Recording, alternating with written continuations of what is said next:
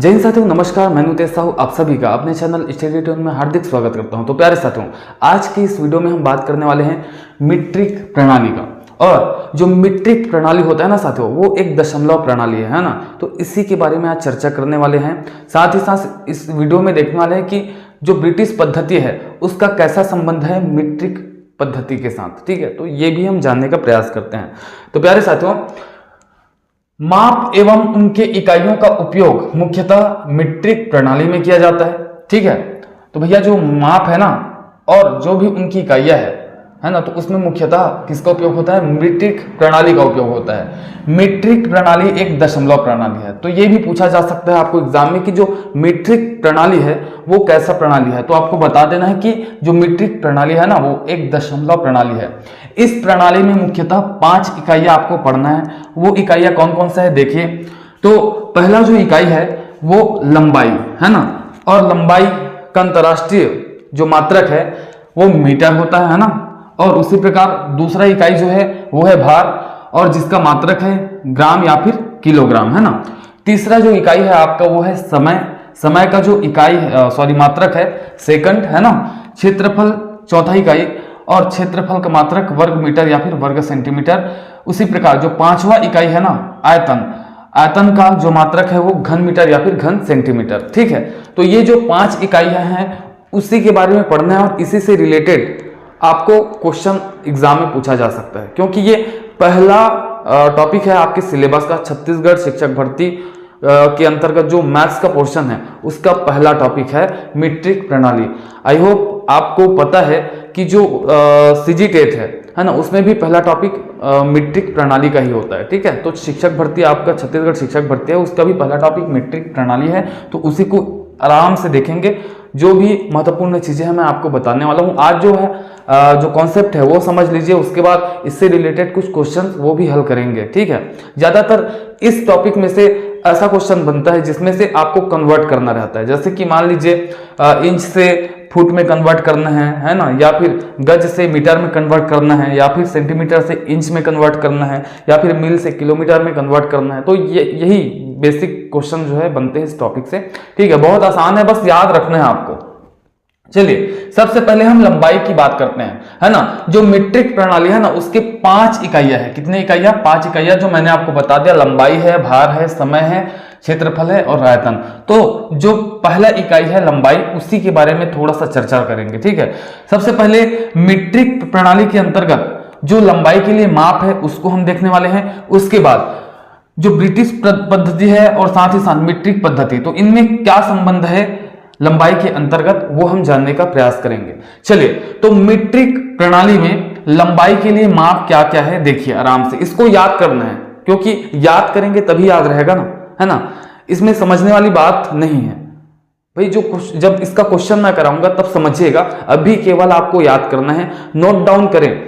एक चीज हमेशा मैं रिक्वेस्ट करता हूं आपको कि वीडियो हमेशा 360p या फिर 480p में देखा कीजिए, क्योंकि आपको बहुत क्लियर नजर आएगा, स्पष्ट नजर आएगा, और आप नोट डाउन आसानी से कर सकते हैं। ठीक है, क्योंकि देखिए मेरे पास बहुत महंगा कैमरा नहीं है, 40,000 50,000 का कैमरा नहीं है ना। मोबाइल का कैमरा है, उसी कैमरे के साथ मैं आपको पढ़ा पाता हूं, है ना। इस कारण से 360p या फिर 480p में वीडियो देखा कीजिए, और फुल स्क्रीन मोड में देखा कीजिए, है ना। चलिए, तो मीट्रिक प्रणाली के अंतर्गत लंबाई का जो माप है क्या क्या है देखिए। सबसे पहली चीज 10 मिलीमीटर है ना। 10 मिलीमीटर सबसे छोटे माप से शुरू करते हैं। 10 मिलीमीटर बराबर होता है आपका 1 सेंटीमीटर। मतलब जो 1 सेंटीमीटर है वो किसके बराबर होता है? 10 मिलीमीटर के बराबर, है ना। आपने स्केल का यूज किया होगा, तो स्केल में छोटे छोटे लाइन होते हैं ना सेंटीमीटर के बीच में, वही क्या है? मिलीमीटर। आप सभी जानते हैं। इसको बताने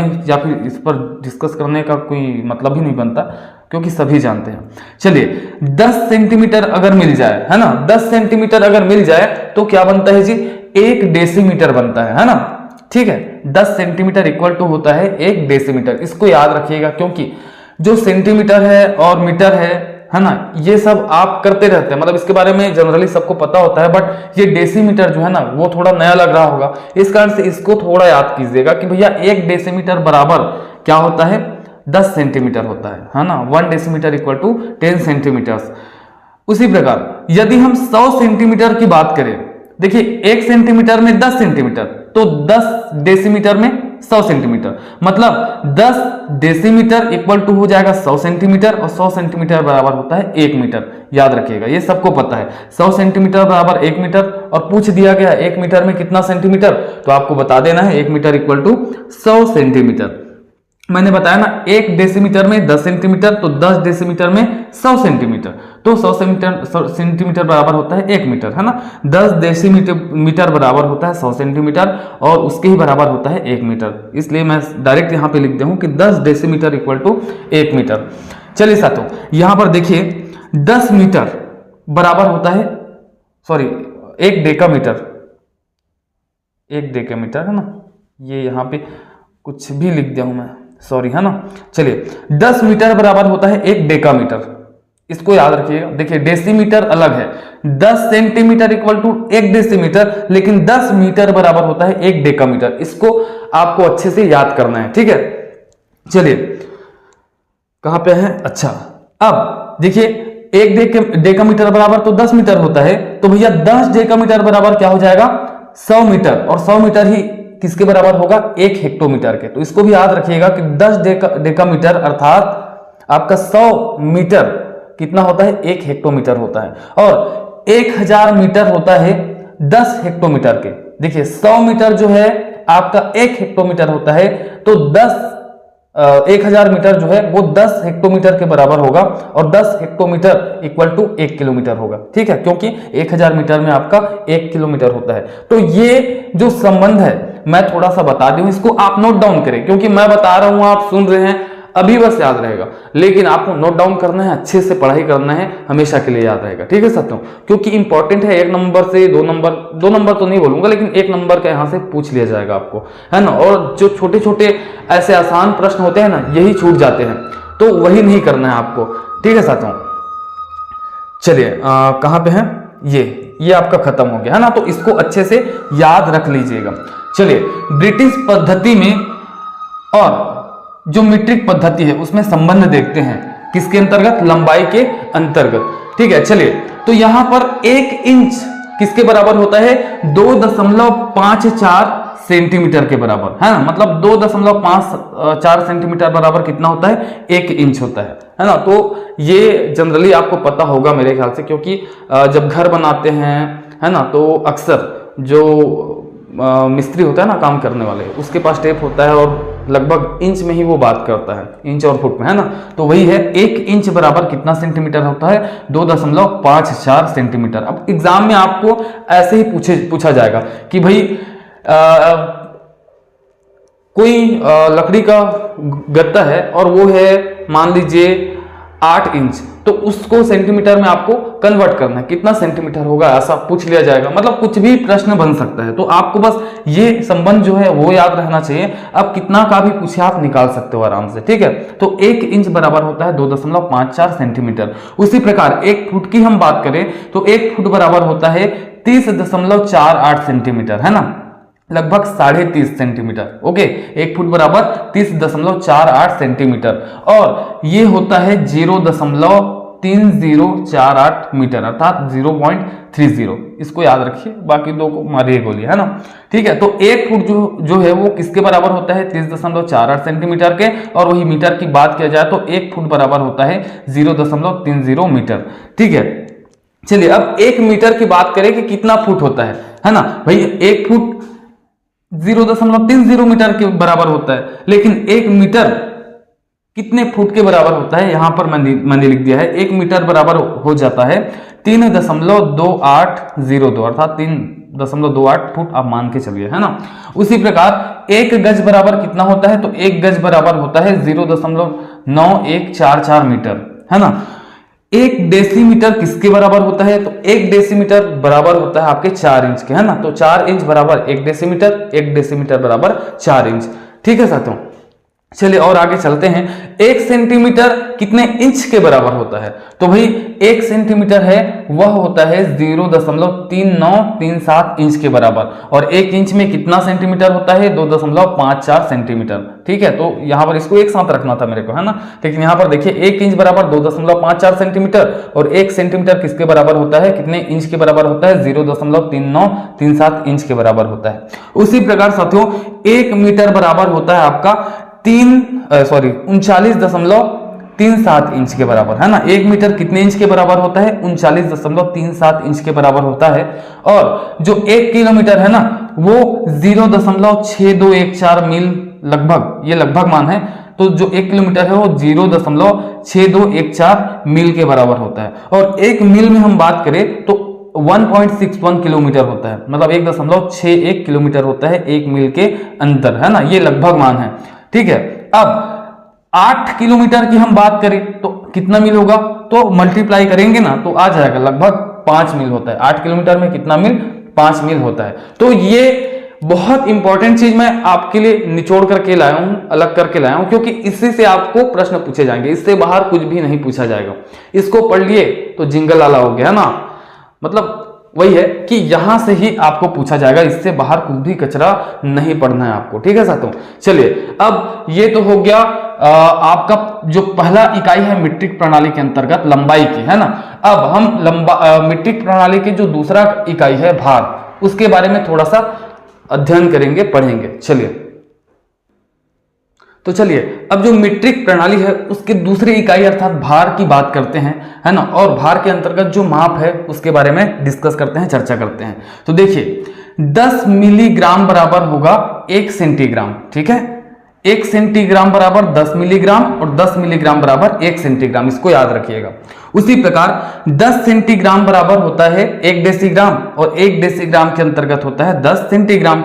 और जब 10 डेसीग्राम, देखिए 1 डेसीग्राम बराबर 10 सेंटीग्राम, लेकिन जो डेसीग्राम है वो 10 मिल जाए, मतलब 10 डेसीग्राम हो जाए तो 1 ग्राम बन जाता है ना। उसी प्रकार 10 ग्राम बराबर होता है 1 डेकाग्राम, इसको याद रखिएगा, है ना। 1 डेकाग्राम में कितना ग्राम? 10 ग्राम। उसी प्रकार 10 डेकाग्राम मिल करके 1 हेक्टोग्राम बनाता है, मतलब 1 हेक्टोग्राम में कितना डेकाग्राम? 10 डेकाग्राम। उसी प्रकार 10 हेक्टोग्राम में 1 किलोग्राम होता है, मतलब 1000 ग्राम हो जाता है। 1000 gram equal to 10 hectogram, okay. उसी प्रकार 100 किलो जब मिल जाते हैं आपस में तो 1 क्विंटल होता है, मतलब 100 किलोग्राम बराबर 1 क्विंटल, 1 क्विंटल बराबर 100 किलोग्राम। उसी प्रकार 10 क्विंटल बराबर 1 मीट्रिक टन, अर्थात 1000 किलो, है ना। 1 टन नॉर्मली हम बोलते हैं, 1000 किलोग्राम बराबर 1 टन हो जाता है। तो 1000 kilo 10 quintal equal to 1 metric ton. उसी प्रकार छोटा सा ये छूट रहा था, 1 किलोग्राम में कितने ग्राम होते हैं? आप सभी जानते हैं 1000 ग्राम होता है। कुछ इंपॉर्टेंट यहां भी लिख दिया हूं कि 1 ग्राम में कितना ग्रेन होता है भाई? तो 1 ग्राम में होता है 15.432 ग्रेन। इसलिए भी पूछा जा सकता है, इसको याद रखिएगा। 1 किलोग्राम में कितना पाउंड? तो 1 किलोग्राम में 2.204 पाउंड होता है। उसी प्रकार 1 टन की हम बात करें तो 2240 अर्थात 2240 पाउंड होता है साथियों, ठीक है। चलिए तो ये रही भार की बात, आप नोट डाउन करते जाइए क्योंकि आपको इसको याद करना है, याद करेंगे तभी जमेगा। बाकी जो चैप्टर है उसको मैं समझाऊंगा, आप समझेंगे, बट इसको आपको याद करना पड़ेगा, है ना, क्योंकि याद नहीं होगा तो आप कन्वर्ट नहीं कर पाएंगे, और कन्वर्ट करने का ही क्वेश्चन पूछा जाता है इस टॉपिक में से, ठीक है साथियों। इसलिए इसको अच्छे से याद करिएगा, ठीक है। तो मीट्रिक प्रणाली के अंतर्गत 2 इकाई की बात हमने कर ली है, लंबाई की और भार की। अब बात करेंगे समय की, है ना। तो अब हम बात करते हैं मीट्रिक प्रणाली के अंतर्गत जो तीसरा इकाई है समय की, है ना। तो समय की कुछ माप यहाँ पे मैंने रख दिया है, आप सभी जानते हैं, इसके बारे में डीपली एनालिसिस या फिर चर्चा करने की आवश्यकता ही नहीं है। देखिए 60 सेकंड बराबर होता है 1 मिनट, 1 मिनट बराबर 60 सेकंड। 60 मिनट बराबर होता है 1 घंटा, 1 घंटा बराबर 60 मिनट। 24 घंटे का 1 दिन होता है ना। 1 दिन में कितने घंटे होते हैं? 24 घंटे। उसी प्रकार जब 7 दिन मिल जाते हैं तो 1 सप्ताह बनता है, और उसी प्रकार जब 30 दिन मिल जाते हैं तो 1 महीने का निर्माण होता है जनरली, है ना। क्योंकि 21 दिनों का भी होता है कोई कोई महीना, और कोई कोई महीना जो है 28 दिन का, सॉरी 1 महीना जो है जो लीप वर्ष होता है ना, तो वो 28 दिनों का होता है ना। तो इस कारण से मैं सामान्यतः लिख दिया हूं, क्योंकि जनरली जो 1 महीना को 30 दिन ही माना जाता है। उसी प्रकार जो 1 वर्ष है वो 365 दिन के बराबर होता है जनरली, क्योंकि जो लीप वर्ष हर चौथे साल में आता है ना, तो उसमें एक दिन बढ़ जाता है, 367 दिन हो जाता है, परंतु जनरली जो है एक वर्ष बराबर कितने दिन होते हैं, 365 दिन। प्यारे साथियों, लीप वर्ष जो है वो हर चौथे साल में आता है, जैसे कि 2012 लीप वर्ष था, उसके बाद 16 था, उसके बाद 20 था, है ना, उसके बाद 24 फिर होगा। तो प्यारे साथियों, लीप वर्ष में एक दिन बढ़ता कैसे है? देखिए, जो हमारी पृथ्वी है, हमारा प्लानेट अर्थ, वो सन के चारों ओर परिक्रमा करती है, चक्कर लगाती है, तो 365 दिन और 6 घंटे में एक चक्कर लगाती है जो हमारी पृथ्वी है वो सूर्य का, है ना, 365 दिन और 6 घंटा। तो ये 6 घंटा करके ना 4 साल में 24 घंटा हो जाता है, और 24 घंटे का एक दिन होता है, आपको पता है। तो इस कारण से हर चौथे साल में एक दिन बढ़ जाता है, ठीक है। और कौन से माह में बढ़ता है वो आप कमेंट करके मुझे बताइएगा, ठीक है। चलिए, तो ये समय हमने देख लिया। यहाँ भी कन्वर्ट करने वाला ही क्वेश्चन आएगा, मतलब पूरे मीट्रिक प्रणाली के अंतर्गत जो भी क्वेश्चन आपको पूछा जाएगा वो कन्वर्ट करने वाला ही रहेगा, है ना। इसलिए नो डाउट आपको याद करना पड़ेगा, अगर याद नहीं है तो, और याद है तो कोई दिक्कत वाली बात नहीं है। चलिए, अब थोड़ा सा क्षेत्रफल के बारे में चर्चा कर ले, जो चौथा इकाई है मीट्रिक प्रणाली का। चलिए साथियों, अब मीट्रिक प्रणाली के अंतर्गत जो चौथा आपका इकाई है क्षेत्रफल, उसके बारे में थोड़ा सा बात करते हैं। तो क्षेत्रफल की जो माप है वो मीट्रिक प्रणाली में क्या क्या है देखने का प्रयास करते हैं। तो मीट्रिक पद्धति में क्षेत्रफल की माप यहाँ पर मैं लिख दिया हूँ। 100 वर्ग मिलीमीटर बराबर होता है 1 वर्ग सेंटीमीटर, मतलब 1 वर्ग सेंटीमीटर बराबर होगा 100 वर्ग मिलीमीटर, ठीक है। 100 वर्ग सेंटीमीटर बराबर होगा 1 वर्ग डेसीमीटर। तो 1 वर्ग डेसीमीटर में कितने वर्ग सेंटीमीटर होंगे? 100 वर्ग सेंटीमीटर होंगे। उसी प्रकार 100 वर्ग मीटर बराबर होता है 1 वर्ग डेकामीटर। तो 1 वर्ग डेकामीटर में कितना वर्ग मीटर हुआ? 100 वर्ग मीटर। 100 वर्ग डेकामीटर बराबर होता है 1 वर्ग हेक्टोमीटर। तो 1 वर्ग हेक्टोमीटर में कितना वर्ग डेकामीटर हुआ? 100 वर्ग डेकामीटर हुआ। 100 वर्ग हेक्टोमीटर बराबर 1 वर्ग किलोमीटर। 1 वर्ग किलोमीटर बराबर 100 वर्ग हेक्टोमीटर। 100 वर्ग हेक्टोमीटर किलोमीटर, सॉरी, 100 वर्ग किलोमीटर बराबर 1 वर्ग मिरियामीटर। तो 1 वर्ग मिरियामीटर में होंगे 100 वर्ग किलोमीटर। तो ये रही साथियों मीट्रिक पद्धति में क्षेत्रफल की माप। अब जो अंग्रेजी जो ब्रिटिश पद्धति है और मीट्रिक पद्धति, तो उसमें क्या संबंध है वो देखने का प्रयास करते हैं। तो 1 वर्ग इंच इक्वल टू होगा 6.4516 वर्ग सेंटीमीटर। तो 6.4516 वर्ग सेंटीमीटर इक्वल टू होगा 1 वर्ग इंच, है ना। 1 वर्ग सेंटीमीटर में होगा 0.155 वर्ग इंच। तो 0.155 वर्ग इंच इक्वल टू होगा 1 वर्ग सेंटीमीटर। उसी प्रकार 1 वर्ग फुट बराबर होगा 9.2903 वर्ग डेसीमीटर। तो 9.2903 वर्ग डेसीमीटर इक्वल टू होगा 1 वर्ग फुट। उसी प्रकार 1 वर्ग मीटर बराबर हो जाएगा 1.196 वर्ग गज। तो ये सब याद रखिएगा, क्योंकि ये याद रखने के लिए ही है। कोई सा भी जो माप है वो उठा के आपको पूछ लेगा, है ना। तो 1 वर्ग मीटर बराबर क्या होगा? 1.196 वर्ग गज। 1 वर्ग गज इक्वल टू क्या होगा? 0.8361 वर्ग मीटर होगा, याद रखिएगा। उसी प्रकार 1 एकड़ बराबर होगा 119.5 वर्ग गज। तो 119.5 वर्ग गज बराबर हो जाएगा 1 एकड़। 1 वर्ग मील में कितना वर्ग किलोमीटर होगा? तो 1 वर्ग मील में 2.5900 वर्ग किलोमीटर होगा। तो 2.59 वर्ग किलोमीटर बराबर होगा 1 वर्ग मील, याद रखिएगा, है ना। तो इस प्रकार से ये चौथा इकाई क्षेत्रफल भी उसको हमने बता दिया आपको। अब जो अंतिम इकाई है आयतन, उसको हम बताने का आपको प्रयास करते हैं। चलिए, तो मीट्रिक प्रणाली का अंतिम इकाई, 5वां इकाई जो कि आयतन है, उसको देख लेते हैं।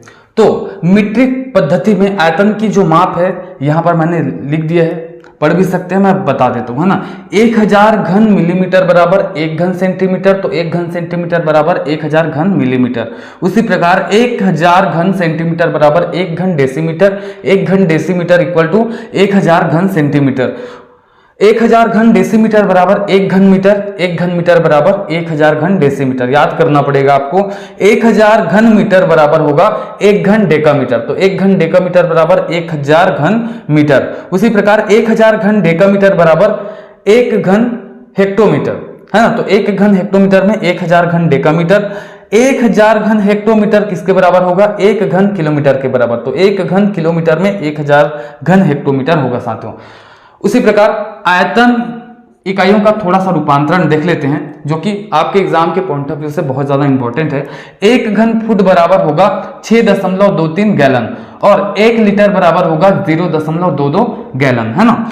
1 घन इंच बराबर होगा 16.4 घन सेंटीमीटर के और बराबर होगा 0.00001639 घन मीटर के, है ना। 1 लीटर बराबर होगा 1000 घन सेंटीमीटर के, तो 1000 घन सेंटीमीटर बराबर 1 लीटर हो जाएगा, है ना। 1 घन फुट बराबर हो जाएगा आपके 0.028 घन मीटर के और बराबर हो जाएगा 28.317 लीटर के, है ना। मतलब जो 1 घन फुट है वो इसके बराबर होगा और इसके बराबर होगा। 1 गैलन बराबर हो जाएगा 4.546 लीटर के, तो 4.546 लीटर बराबर 1 गैलन हो जाएगा और बराबर होगा 0.1605 घन फुट के, है ना। 1 घन सेंटीमीटर बराबर होगा 0.061 घन इंच के।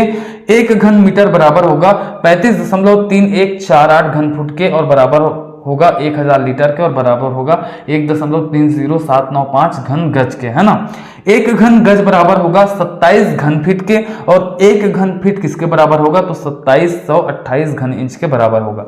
ठीक है साथियों, आई होप आपको कुछ भी समझ नहीं आया होगा, मजाक करो, है ना। आई होप आपको समझ में आया होगा। अब समझने वाली चीज ही नहीं थी, ये केवल मैं लिख दिया हूं, आपको याद करना पड़ेगा, है ना। इसको मैं आपके दिमाग में जाकर के फीड नहीं कर सकता, उस तक पहुंचा नहीं सकता। पहुंचा तो दिया हूं लेकिन भर नहीं सकता आपके दिमाग में। भरना खुद को पड़ेगा, आपको पढ़ना पड़ेगा उसके लिए, है ना। तो मीट्रिक प्रणाली जो कि एक दशमलव प्रणाली है, उसके अंतर्गत 5 इकाइयां थी, है ना। लंबाई, भार, समय, क्षेत्रफल और आयतन। तो सभी के जो माप है, साथ ही साथ जो ब्रिटिश प्रणाली है उसके साथ जो संबंध है उसको मैंने बता दिया। उसको अच्छे से पढ़िएगा। 1 अंक का प्रश्न है ना। अब आप सोचेंगे 1 अंक के लिए इतना तामझाम क्यों करेंगे? तो भाई करना पड़ेगा, क्योंकि 1 अंक से कई सारे बच्चे ना छूटे हैं। 1 अंक जब आपका मेरिट बनेगा ना, तो 1 अंक के पीछे ना 300 400 कैंडिडेट रहते हैं, 500 कैंडिडेट रहते हैं, 700 कैंडिडेट रहते हैं। तो इस कारण से 1 अंक भी बहुत महत्वपूर्ण है, याद करना है बस। उसके बाद रूपांतरण कर लेंगे, मल्टीप्लाई करके या भाग करके, है ना, जैसे भी आपका प्रश्न आएगा। ठीक है साथियों, तो आज की वीडियो में बस इतना ही साथियों। कैसा लगा वीडियो? अगर वीडियो अच्छा लगा हो तो वीडियो को लाइक कीजिएगा, है ना, शेयर भी करने का प्रयास कीजिएगा। तो यहीं पर विराम लेते हैं। ठीक है, तो आज की वीडियो में बस इतना ही। मिलते हैं अगले वीडियो में, तब तक के लिए जय हिंद, जय जोहार, जय छत्तीसगढ़।